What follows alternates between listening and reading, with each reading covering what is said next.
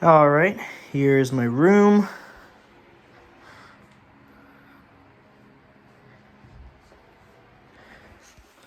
Show you my note cards. Oh, wait. All right.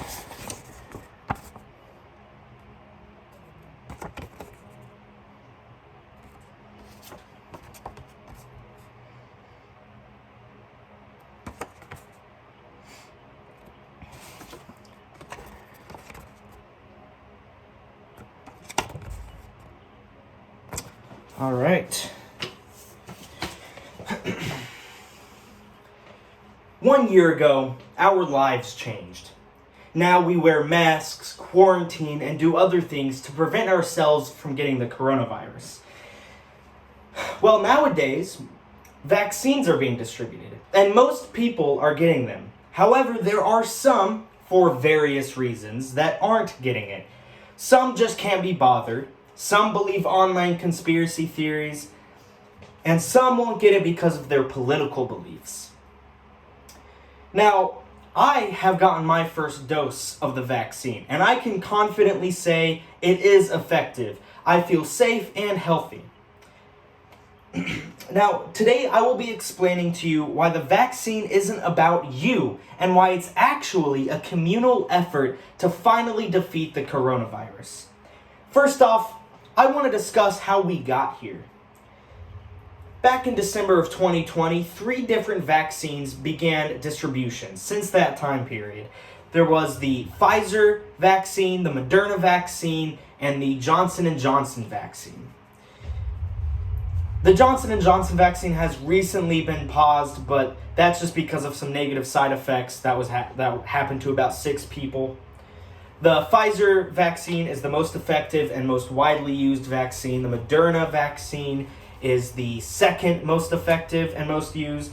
And then, obviously, like I just said about the Johnson & Johnson, it was fairly effective, but it has been paused for a short amount of time just because of some negative side effects. Now, the main thing that we want to happen here is we want to achieve herd immunity.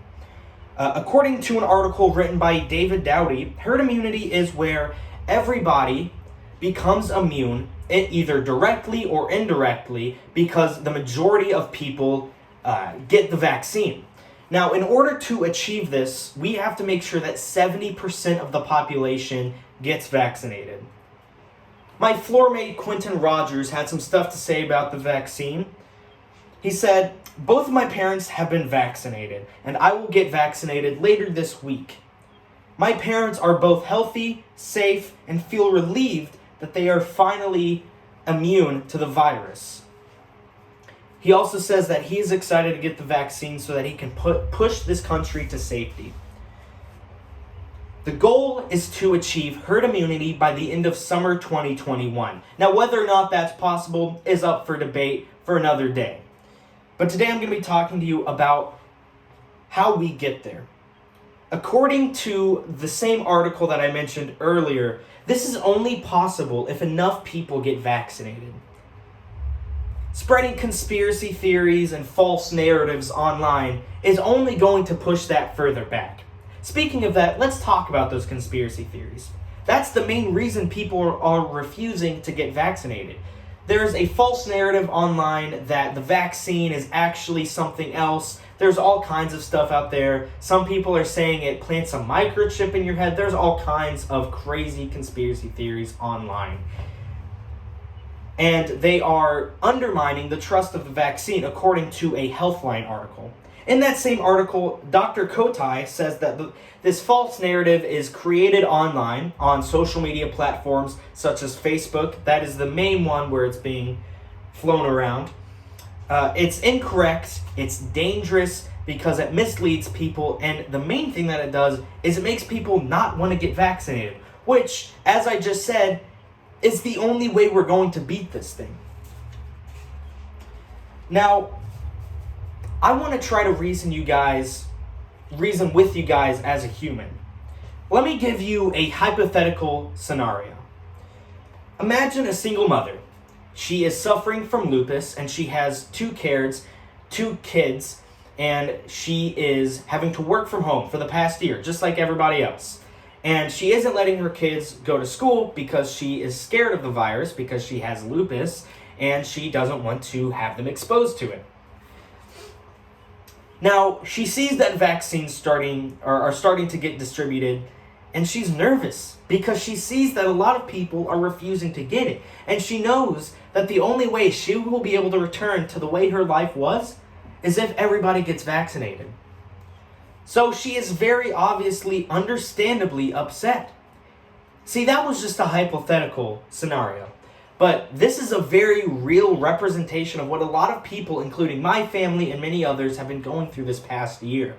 The vaccine isn't about you. Just because you might be healthy, just because you might not know anybody who could be at risk, that doesn't mean you won't come in contact with somebody who's at risk. That doesn't mean anything. What it means is that if enough people get vaccinated, we can stop this thing. Vaccinating yourself is a selfless act. It allows the world to heal, and it allows for life to go back to the way it was. It isn't about you. Now, according to a Washington Post article by Michael Gerson, people who don't get the vaccine are considered free riders. They're letting other people do the work, but they refuse to do the work themselves. And the thing is, it doesn't exactly work like that. Making everyone else do the work doesn't reduce the risk that you are producing. You are increasing the risk of exposing yourself and other people who haven't gotten vaccinated to the coronavirus, which, as I mentioned earlier, is just going to prolong this pandemic. Getting vaccinated means that you care about people. That's what it means at the end of the day, so that we can go back to the way life was in 2019. To wrap things up, COVID has been around for over a year now, and now we finally have a chance to end it. Most people are getting vaccinated, but unfortunately there is a good amount, a scary amount of people that are not getting vaccinated. It's a selfish act to not get vaccinated. Conspiracies just fuel the flame, and the vaccines are effective and safe. You getting vaccinated is a baby step to a much larger effort to finally end this pandemic.